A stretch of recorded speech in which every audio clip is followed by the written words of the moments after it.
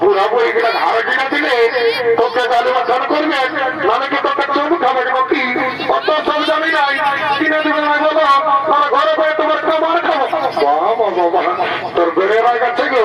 একটু বেশি যাই দিতাম সাইডে বুঝলি গো বাবু হাসি মাংস কত করে নেই 800 টাকা বাবা আমি কি জীবনে কমা নাই খাই না কিনে সেখানে আপনার গায়ে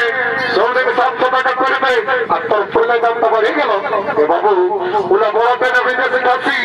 এই যে আমার ঘরে করছি কাশি বটে ওই জন্য 800 টাকা দাম বাবুর বাপ তা না কিনে তাতে আমার মনটা কেমন লক্ষ লক্ষ আছে আমরাও